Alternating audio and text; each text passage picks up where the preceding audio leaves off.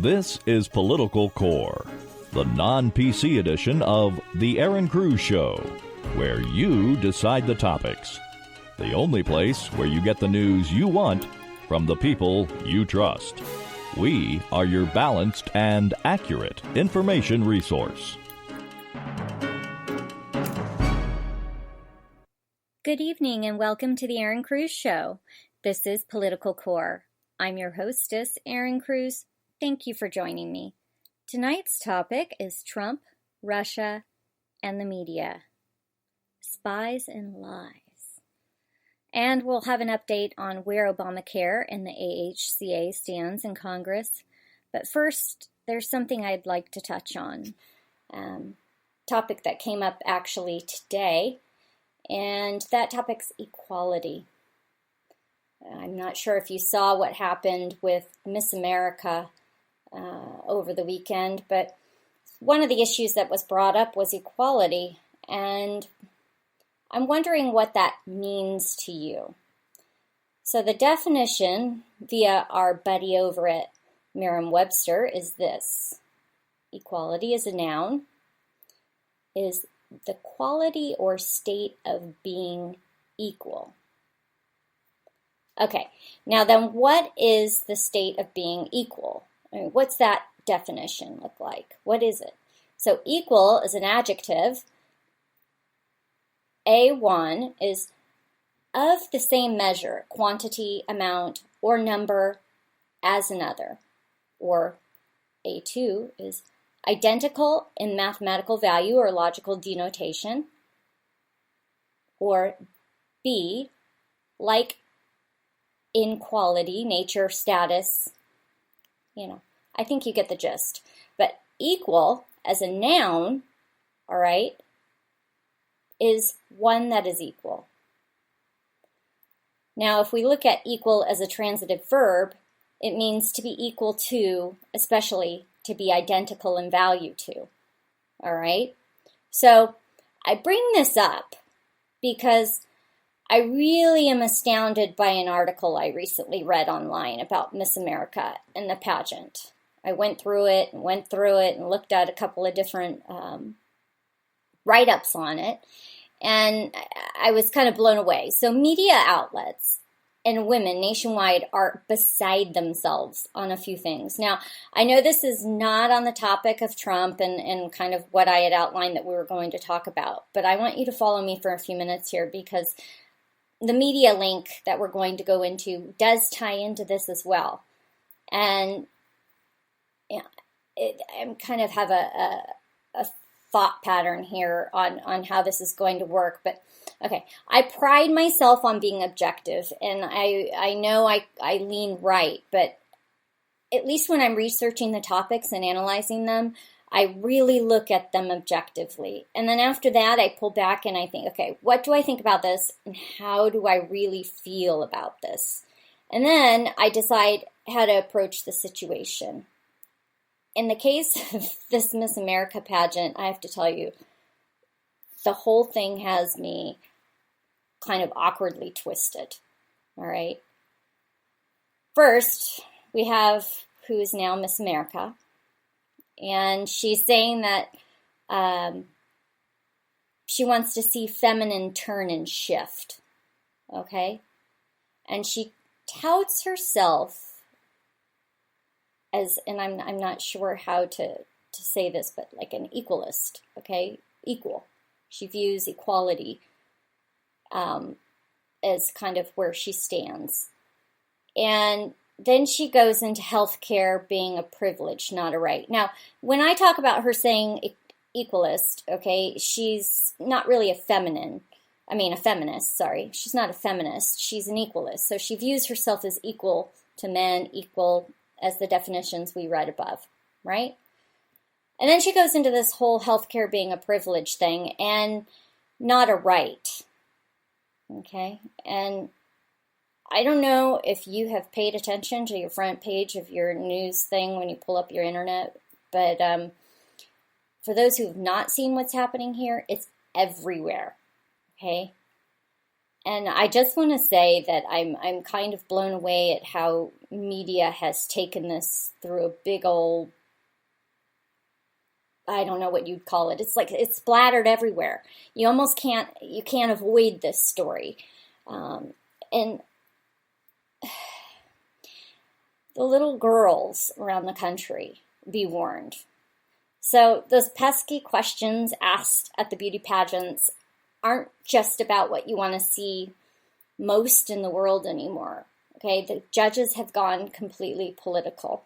There's an agenda all the way across, it seems, when I watched what was going on there in some of the recordings. And so basically, what we're seeing is if a contestant really provides their views or her views in her position, as honest as they are, is she judged on her confident and heartfelt response and ability to be good and lovely orator and present herself in the manner of which she should as Miss America? Or is she judged on the response itself?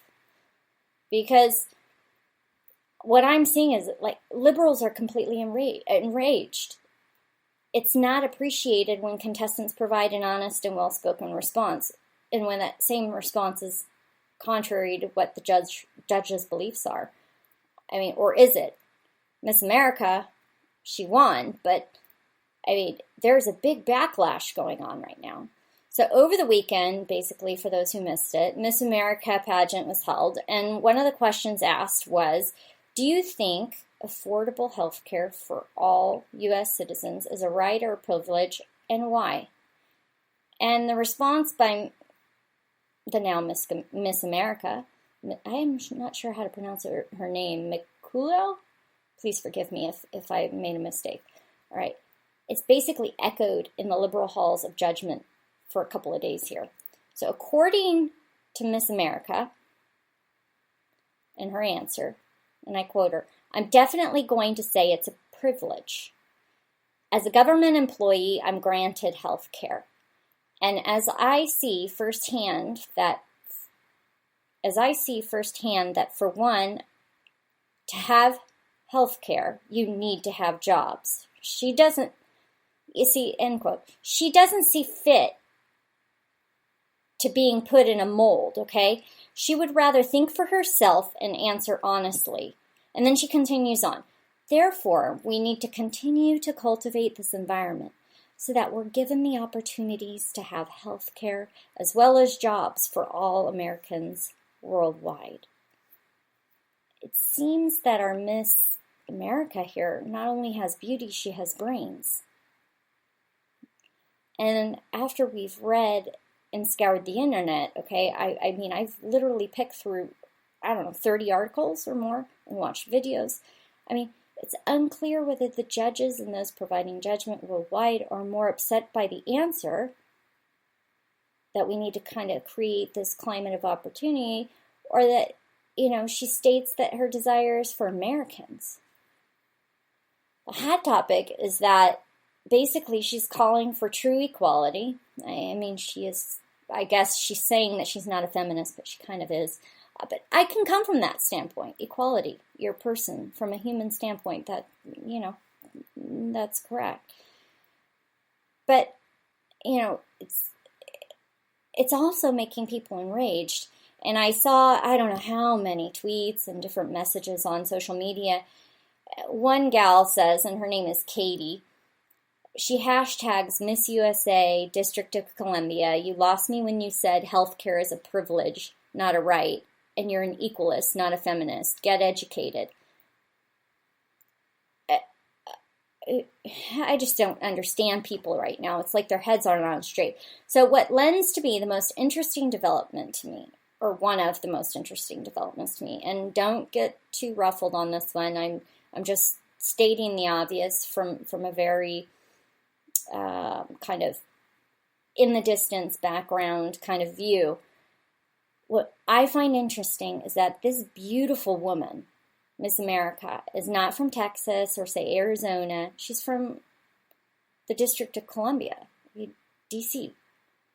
And she's also not white. And I say this because on the whole, what we've seen kind of recently is primarily backlash at those who meet this sort of gun-toting, Bible-thumping white trend, mainly being a target of those sorts of kinds of attacks. Now, I guess, unfortunately, in this case, for Miss America, the media is saying, out with the color lines, okay? It doesn't matter what color you are, but in with the full force rage liberal agenda. And the premise is that because you're a woman, you should ascribe to a certain value system or belief system that are all the rage right now, okay? And if you don't temper your response and soft speak or your views, you basically better face being outed and then exiled. It's a major bully system is what I'm seeing from the media and just women in general out there on social media, or many of them.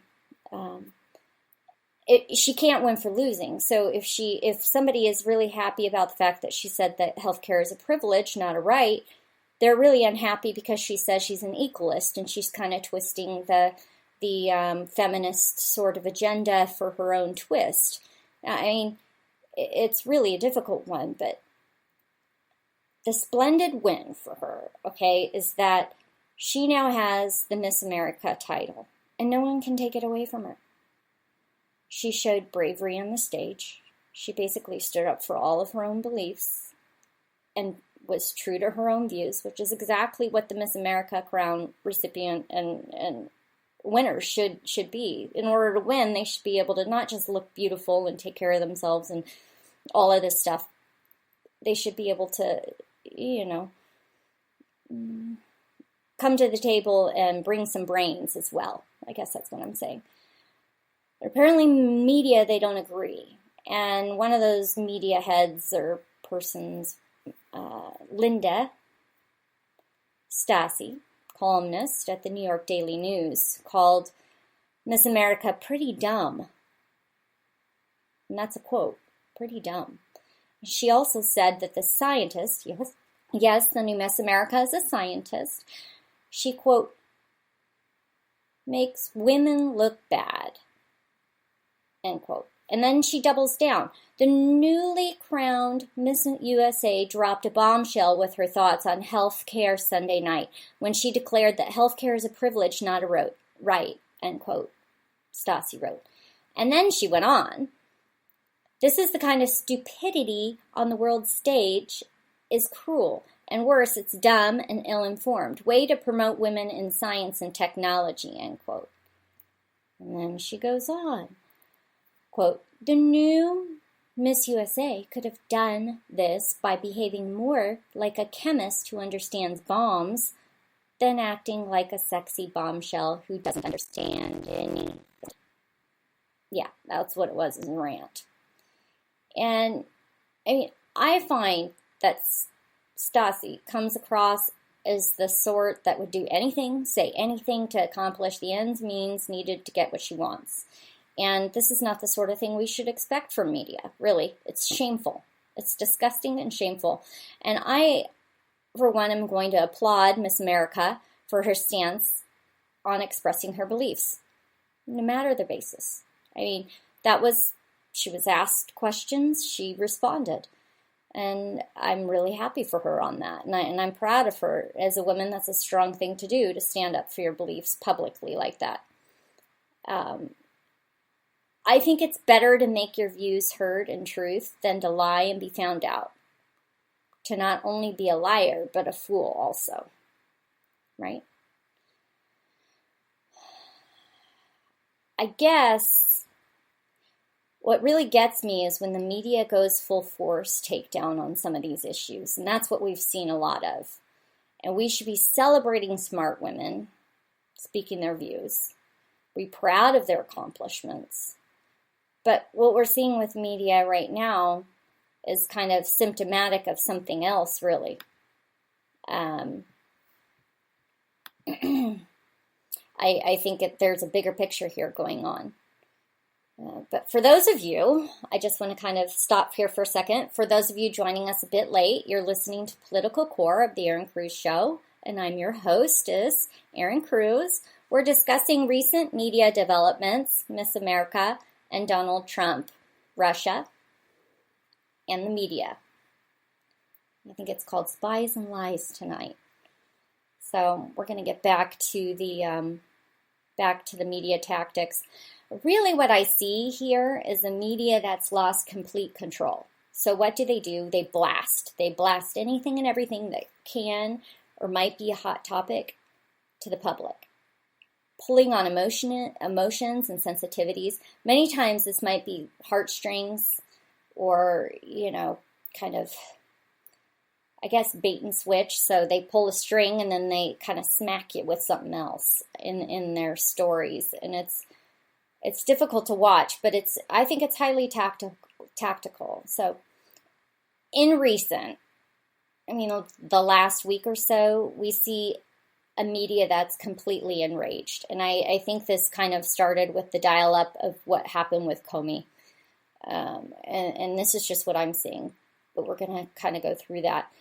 In the case of Miss America and Trump, I think we're seeing the same thing, or at least similar. All right, we see media attacking anyone who doesn't hold the same agenda or views. If you don't subscribe to a media tick, kind of like you don't subscribe to their little tick words, you're basically on the MSM target, mainstream media target. Get ready to get hit. And with Trump, it's apparent that several things are happening here. All right, now we'll get to Russia, but this issue with Trump goes deeper than Russia. Trump is challenging the media and their backers. He isn't caving to their game.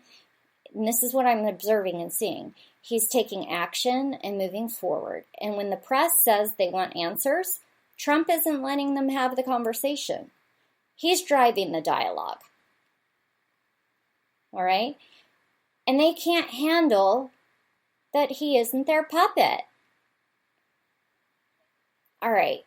I know that on the Queen of Politics last Thursday, I went over Comey and Trump and interaction and firing and all of that. All right, I pointed out the hypocrisy of media and their attention to Trump's dealings with Comey, but I didn't dare utter the name really of Hillary. We didn't dig into that, okay? And, we did a little bit, but very, kind of more topical. But what I see is the same thing happening here with Russia, all right? I'm telling you, the parallels are uncanny. When we look at Trump and Russia, Trump was a businessman. He dealt with many, many nations, all right? Many deals, big deals. And media has been out for him and his business deals since last year, okay? And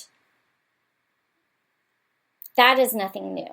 Only media is like a bulldog on alleged conversations that he had, with many officials during the transition. Specifically on Trump's team. Only it's understandable that conversations were had, never any traitorous acts found, okay? It was during transition, right? And so let's be clear here. If we look at reports and wording, all right, and the desire of media was not to report, it was not to report at all. It was to find fault. Media was looking to find fault. They didn't want to just give you information. They wanted to find out and prove that something bad happened. On that same tenet, we see the parallel. Okay, we see that the media was not getting anywhere with Comey and the investigation of Trump and Russia connection. So media sees their push isn't going anywhere. So the shift happens. Okay, they have to change it. And in case you missed it, Trump met with Russia and reportedly shared sensitive information about ISIS with Trump, with Russian officials. Okay, media lost their minds. They did.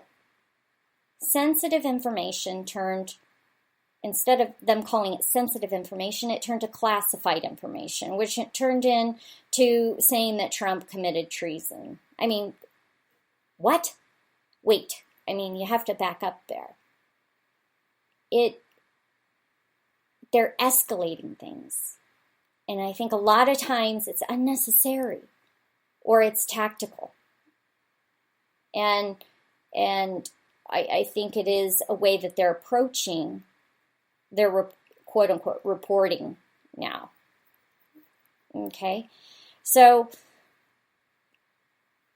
now really, it was reported in the Washington Times that the meeting with Russia and Trump officials, they were reportedly, quote, saying stuff, end quote, and calling it from an anonymous source. All right. I mean, can we be adults here? This is our president.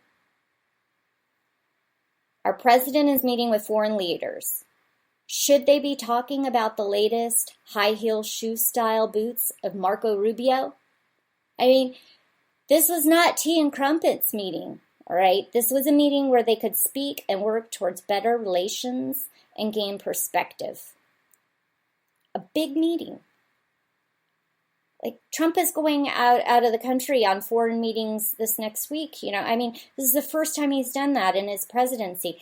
This is big stuff, folks. It's serious stuff, folks. This is not something that media should be using as leverage and kind of manipulating. But, okay, I think it's important to say that naturally there would be discussions. Quote, saying stuff, end quote. I mean, where does the media get this? From anonymous sources. Say. I want to know if those anonymous sources are in the media or if they're actual people, because it just gets me. But General McMaster said today, and I'll quote him, he says, "What the president discussed with foreign minister was wholly appropriate to the conversation and is consistent with the routine sharing of information between the president and any leaders with whom he's engaged," end quote. No kidding.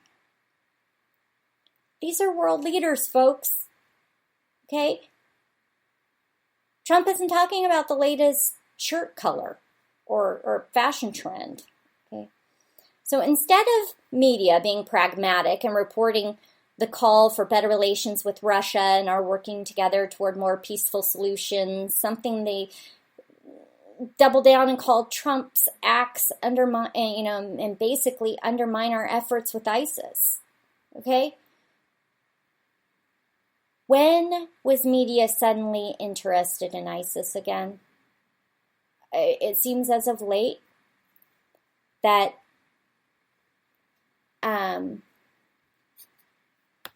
hold on just a minute here. You can't hear me? Can you hear me?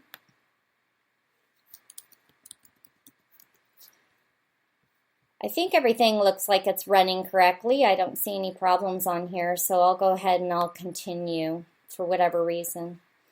In any case, so when was media suddenly interested in ISIS again?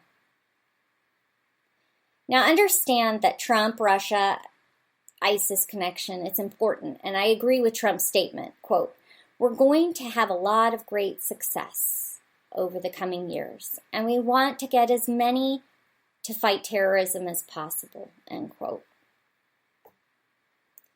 Absolutely.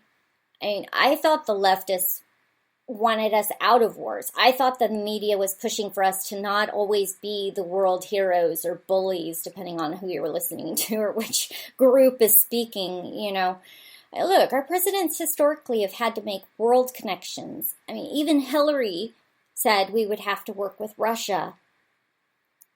She said that in the presidential debates, as you might recall. But really, what I'm trying to point out here, and I can't emphasize it enough, is that media, when they can't get the conversation or agenda directed where they want, they will manipulate and fabricate. And I say fabricate because I am unsure that the information that they're giving us is accurate. Okay? And One great example of this was when Trump refused to answer the media on issues he had discussed about ISIS with Russia. Yes, the media basically was asking him to give information to them on our potential actions or strategies. Okay, I look at media like a loud-mouthed ant who can't keep their mouth shut on anything. Media is the last entity who needs war strategy and details right now. I mean, I know they can do a Freedom of Information Act. They can go and they can try to get data some other ways. Certainly there are questions they should be asking. They have the powers to do so. But really, I believe they know better. And if Trump had answered their questions and answered their requests, they would have only turned around to say, look, he gave us sensitive info. Only for the media to then basically give out that same info to the world, including ISIS, because we saw that several times this last year when the debates were going on. And that was very evident to me and other people that I've spoken to. And they just flip it around and they manipulate it to their own benefit. And we as people, I think, as citizens and free thinkers, especially Americans, we have learned by watching the media during the Obama failure era, and I call it a failure in this area because everybody would say he was leading from behind. He wasn't leading at all. He was letting. Obama consistently gave out data to media, which lent to the upper hand of our enemies. I mean, it was what I called through his presidency signaling. Okay, he would constantly signal, giving warning messages, and basically sending out a beacon, giving out hints to what our next step was. And I applaud Trump on this change back to conservative dealings with sensitive information. Media needs to back off because, as it seems, the media is there to give hints and info to ISIS and our enemies. And I would almost bet that the media has more ties to extremists and communists than Trump could ever have. And this is unfortunate. And I know that's speculative, and maybe some might not agree with that. That is perfectly okay. But this is just what I've seen over the last decade as I've watched, Obama come through and up until now. I mean, even as the media finds insiders and leaks that led to U.S. disadvantage, I mean, they just can't help themselves, it seems. And I kind of have in my mind that I just want to call the media the great dividers, because what I see here is that they are not uniting us as a people. They could go about the same stories, giving out much of the same information, maybe not all of it, and they could bring us together and unite us, okay? But they choose not to. So the bias runs so blatantly deep, it's not even funny. And now look at how media and Obama points at Russia as digging noses into our elections, okay? Only for Obama, and I'm not sure if you're aware of this or not, there may be people who are really kind of into politics too much listening, but they have an interest. Obama physically flew to France. He flew to France to campaign, basically, for one of the candidates. He gave a talk. But yet, our own processes over here, our own people over here, Obama himself, all were upset, that Russia was interfering, supposedly, allegedly, with our elections. Okay. No joke. You can call it whatever you like, but that's what Obama did, okay? He flew over there and he interfered with the elections in France. No crumpets and tea on that day, okay? Obama went to go and stick his nose in the French election. But Russia is spying and they're interfering. I mean, that's bad. It just looks bad. And then what's more, the media is bias and selectively reporting. They aren't reporting it like that. They aren't calling what it is. They aren't calling him out. They just say, oh, Obama went to France to give a talk. It's really, really dishonest. Very dishonest. Very dishonest. And I know we don't like it. All right. We don't like spying. We don't like any of that. But spying is what it is. Information is power, like it or not. And I'm going to quote the LA Times, all right? The U.S. has a long history of attempting to influence presidential elections in other countries. It's done so as many as 81 times between 1946 and the year 2000, according to a database amassed by political scientist Dov Levin of Carnegie Mellon University. End quote. Right?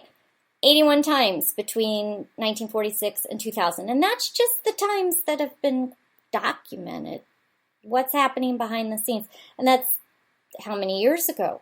17 years, that cut off 17 years ago. So I'm imagining with the electronic age as it is, it's probably far higher now. So we see here, really, that if you're blatantly honest, Russia's alleged influencing of elections, hacking or whatever, it's nothing new, nothing. And that the media should get all bent about it. I mean, in relation to some of the other huge world solutions that are needed, I mean, media is all bent about this. This is nothing new. And instead of just saying, you know what, this is how it is, and yada, yada, yada, they throw it all out of proportion. Okay? They throw it all out of proportion. But it does tie in. Media, you know what they were doing? They were protecting Hillbabe, Hillary Clinton. And I'm just calling this how it is. If you recall, Hillary not only had her secret server, it was the server that she had was lacking the necessary and obvious security precautions and protections, and she sent and received classified information over that server. Illegal, illegal, illegal, illegal. Period, end of story. There's no way to put it other than illegal. And media couldn't nail her? The Liberty Teeth couldn't nail her? All right? Now, if they put half of the energy that they've put into Trump and Comey and all of these things now into Hillary's situation, where would we be?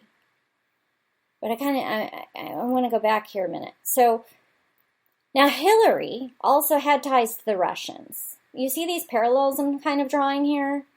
It's very similar, I mean, at least topically. She had ties to the Russian and a landmark uranium deal with one of their largest corporations, ARMZ, okay? Now, I want you to think about this for a second, and I'm going to read an article in just a few minutes, but right now I want you to think about it. There are only a few top players in the world. They are all buddies, okay, or they know each other, or they know what's going on and kind of how everything's going with everything. It's a small and lonely world at the top. Now, this is where Hillary and Bill Clinton ties run deep, all right? I've given you the articles. You can read them for yourself at the end of the show, but think about this. The New York Times article that I'm going to read, and think, this article is pretty comprehensive. But when I read it, I want you to be thinking about the sludge that media is throwing at Trump, okay? About the ties to Russia, his ties to Russia. And I want you to listen in this article to the ties of the Clintons and other folks in D.C. to Russia, all right? I want you to compare it, and I also want you to share it. So the article is called Cash Flowed to the Clinton Foundation Amid Russian Uranium Deal. And I'm going to read this fairly quickly and just try to keep up with me and think about the names and the interactions there. And later on, you can go read it yourself. I put it in the link. But it's written by Joe Becker and Mike McIntyre. And it's from the New York Times. Okay? So Here we go. The headline on the website, Pravda, trumpeted President Vladimir Putin's latest coup. It's a nationalistic fervor recalling an era when its precursor served as the official mouthpiece of the Kremlin. Quote, Russian nuclear energy conquers the world. The article in January 2013 detailed how the Russians' atomic energy agency, Rosatom, had taken over Canadian company with uranium mine stakes stretching from Central Asia to the American West. The deal made Rosatom one of the world's largest uranium producers and brought Mr. Putin closer to his goal of controlling much of the global uranium supply chain. But the untold story behind that story is the one that involves not just the Russian president, but also a former American president and a woman who would like to be the next one. At the heart of the tale are several men, leaders of the Canadian mining industry, who have been major donors to the charitable endeavors of former President Bill Clinton and his family. Members of that group built, financed, and eventually sold off to the Russians a company that would become known as Uranium One. Beyond mines in Kazakhstan that are among the most lucrative in the world, the sale gave the Russians control of 1/5 of all the uranium production capacity in the United States. Since uranium is considered a strategic asset with implications for national security, the deal had to be approved by a committee composed of representatives from a number of United States government agencies. Among the agencies that eventually signed off was the State Department, then headed by Mr. Clinton's wife, Hillary Rodham Clinton. Ding, ding, ding. As the Russians gradually assumed control of Uranium One in 3 separate transactions, from 2009 to 2013, Canadian records show a flow of cash made its way to the Clinton Foundation. Ding, ding, ding. Uranium One's chairman used his family foundation to make 4 donations totaling $2.35 million. Those contributions were not publicly disclosed by the Clintons, despite an agreement Mrs. Clinton had struck with the Obama White House to publicly identify all donors. Ding, ding, ding, times 10. All right. Other people with ties to the company made donations as well. Cha-ching, she's cashing in. Anyway, and shortly after the Russians announced that their intention to acquire a majority stake in Uranium One, Mr. Clinton received a $500,000 cha-ching for a Moscow speech from a Russian investment bank with its links to the Kremlin that was promoting Uranium One stock. Wow! Think of this, people. Really think about this. So at the time, both Rosatom and the United States government made promises intended to ease concerns about conceding control of the company's assets to the Russians. Those promises have been repeatedly broken, records show. Now, the New York Times examination of the Uranium One deal is based on dozens of interviews, as well as reviewed public records, securities filings in Canada, Russia, and the United States. Some of the connections between Uranium One and the Clinton Foundation were unearthed by Peter Schweitzer, a former fellow at the right-leaning Hoover Institution and author of the forthcoming book, Clinton Cash. Mr. Schweitzer provided a preview of material in the book to the Times, which scrutinized his information and built upon with his own reporting. Whether their donations played any role in the approval of the uranium deal is unknown, but the episode underscores the special ethical challenges presented by the Clinton Foundation, headed by a former president who heavily relied on foreign cash, ching, ching, ching, to accumulate $250 million in assets, even as his wife helped steer American foreign policy as Secretary of State, presiding over decisions, ching, ching, ching, with the potential to benefit the foundation's donors. Bada bing, where do these politicians get their cash? I'll tell you what. Okay. In a statement, Brian Fallon, a spokesman for Mrs. Clinton presiding campaign, said no one, quote, has ever produced a shred of evidence supporting the theory that Hillary Clinton ever took action as Secretary of State to support the interests of donors to the Clinton Foundation. Come on, people. This is a small circle. All right, I'll get back to it. He emphasized that multiple United States agencies, as well as Canadian government, had signed off on a deal that in general, such matters were handled at a level below the Secretary. to, quote, to suggest the State Department under then Secretary Clinton exerted undue influence in the U.S. government's review of the sale of Uranium-1 is utterly baseless, end quote, he added. I don't know about you, but it smells a little fishy to me. All right, American political campaigners are barred from accepting foreign donations, but foreigners may give to the foundations in the United States. Oh, isn't that convenient? In the days since Miss Clinton announced her candidacy for president, the Clinton Foundation has announced changes meant to quell long-standing concerns about political conflicts of interest and donations. In such donations. It has limited donations from foreign governors, with many, like Russia's, barred from giving to all but its healthcare initiatives. Money is money, isn't it? Anyway, that policy stopped short just more of a stringent agreement between Mrs. Clinton and the Obama administration that was in effect while she was Secretary of State. Either way, the Uranium-1 deal highlights the limits of such prohibitions. The foundation will continue to accept contributions from foreign sources whose interests, like Uranium-1s, may overlap with those foreign governments, some of which might be at odds with the United States. Huh? Wait, what? So now they want to, let me take tangent real quick. They want to question Trump on his business dealings. Okay? Because they can't see him, because it's not within the scope of government. But they really didn't look at and didn't hold Hillary to the wall. Why?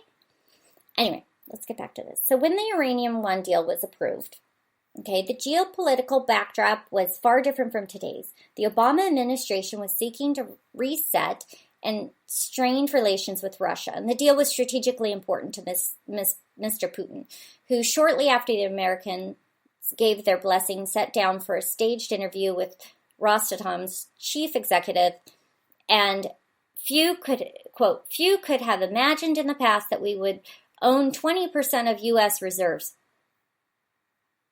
he told Mr. Putin. Okay, did you hear that? Few could have imagined in the past that we would own 20% of U.S. reserves. That's uranium, folks. That's uranium, folks. So not only are we talking money shifted from Clinton's and Russia, we're talking about one of our strategic resources. So I'm going to continue on this New York Times post, but for those who are just joining us, this is Erin Cruz. We are on Political Core, and we're talking about Trump, Russia, and the media. And right now we're talking about Hillary Clinton's ties to Russia. I'm going to continue on reading this New York Times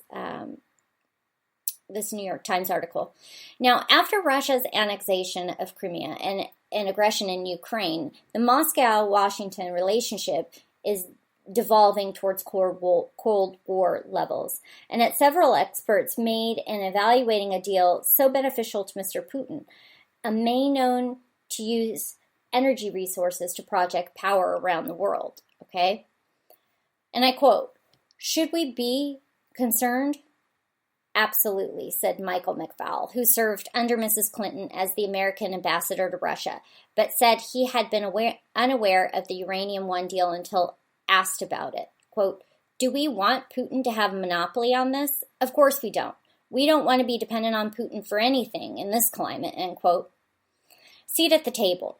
To path the Russian acquisition of American uranium deposits began in 2005 in Kazakhstan, where the Canadian mining financier Frank Gustra orchestrated his first big uranium deal with Mr. Clinton at his side. The two men had flown aboard Mr. Gustra's private jet to Kazakhstan, where they dined with authoritarian president, and I can't pronounce his name. I'm sorry, guys. In any case, Mr. Clinton had handed the president a propaganda coup when he expressed his support for Mr. and I can't pronounce his name. You're going to hate me for this one. But in any case, to bid to head an international elections monitoring group, undercutting American foreign policy criticism of Kazakhstan's poor human rights, recorded by, among others, his wife and then senator. Okay, within days of the visit, Mr. Gustra's fledgling company, Eurasia Energy Ltd. signed a preliminary deal giving it stakes in 3 uranium mines controlled by the state-run Uranium Agency. Now, if this deal was a major victory, Eurasia did not wait long before resuming the hunt. In 2007, it merged with Uranium One, a South African company with assets in Africa, Australia, and what was described as a $3.5 billion transaction. The new company, which kept Uranium One name, was controlled by Eurasia investors, including Ian Tefler, a Canadian who became the chairman. Through a spokeswoman, Mr. Gusira, whose personal stake in the deal was estimated at about $45 million, said he sold his stake in 2007. Soon, Uranium One began to snap up companies with assets in the United States. And in 2007, here we come. In 2007, it announced the purchase of the uranium mill in Utah and more than 38,000 acres of uranium exploration properties in 4 western states, followed quickly by the acquisition of Energy Metals Corporation and its uranium holdings in Wyoming, Texas, and Utah. Okay, that deal made it clear that Uranium One was intent on becoming the powerhouse in the United States uranium sector with the potential to become the domestic supplier of choice for U.S. utilities, the company declared. So still, the company's story was hardly front page news in the United States until early 2008, in the midst of Mrs. Clinton's failed presidential campaign, when the Times published an article revealing the 2005 trips linked to Gusira Kazakhstan mining deal. It also reported that several months later, Mr. Gusira had donated $31.3 million to Mr. Clinton's foundation. Did you hear that? I heard it. Cha-ching, bada bing. Money, money, money. The Clintons are scoring left and right here. Big deals, nice friends, making a cushy life, yeah? So we can go on and on. This article is just ripe, okay, with information and details into this situation here with the uranium deal. And I think what it is basically, when we get down to it, all right, we look at this and we think, okay, first of all, this was brought up previously, years back. Second of all, it was slightly brought up more recently when Hillary was running. But nobody's asking about it. All right? Nobody's really looking at it. It's just like this kind of thing that everybody had looked at before, but, it's not that big of a deal. Think of it, people. All right? I want to read one more part of this, okay, this New York Times article. Instead, it concerned American dependence on foreign uranium sources. While the United States gets 1/5 of its electrical power from nuclear plants, it produces only around 20% of the uranium it needs. And most plants have only 18 to 36 months of reserves, according to Martin Katsua, author of The Cold War, How the Global Energy Trade Slipped from America's Grasp. Think about that, folks. Okay? This is something that we use and we need, and Clinton was involved in, and she's basically making these big deals. The New York Times goes on. It says, the Russians are easily winning the uranium war, and nobody's talking about it, said Mr. Katsua, who explores the implications of uranium deal in this book. Okay, it's not just a domestic issue, but a foreign policy issue too, he says. So when the arms, the Russian company of Rosatom, took its first 17% stake in uranium in 2009, the two parties signed an agreement found in securities filings to seek the Foreign Investment Committee's review. But it was the 2010 deal, giving the Russians controlling 51% stake.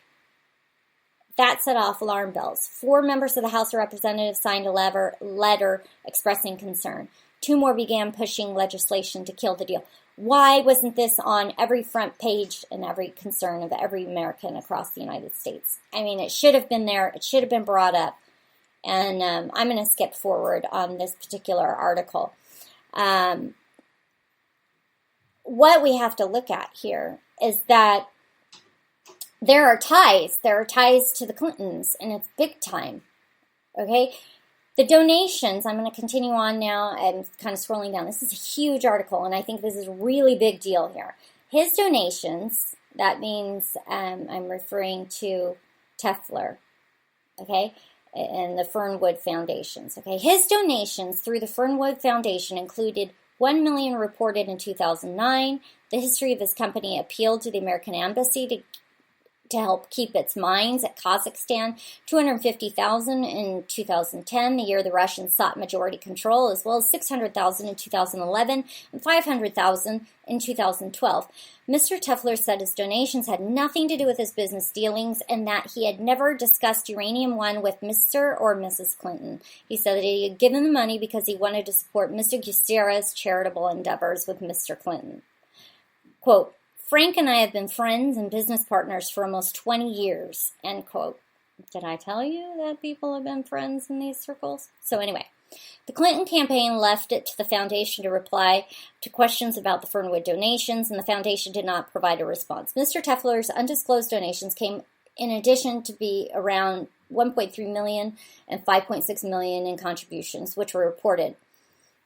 All right, people ties to the Uranium One Eurasia company and originally acquired Uranium One most valuable asset, the Kazakhstan mines. With those assets, the Russians would have no interest in the deal.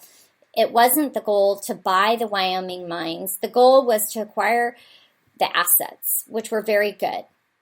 Amid the influx of Uranium One connected money, Mr. Clinton was invited to speak in Moscow in 2010. The same month, Rostom struck its deal for majority stake in Uranium One. The $500,000 fee, among Mr. Clinton's highest, was paid by Renaissance Capital, a Russian investment bank with ties to the Kremlin, that had invited world leaders, including Tony Blair, the former British Prime Minister, to speak at its investors' conferences. I mean, you guys get the picture here, right? Because these are like people who are in the same circle, people who are donating to the Clintons, and the Clintons basically gave them power. And it was over a period of time, but you know what? Friend doesn't scratch another friend's back, yes? No. I mean, this should be big news.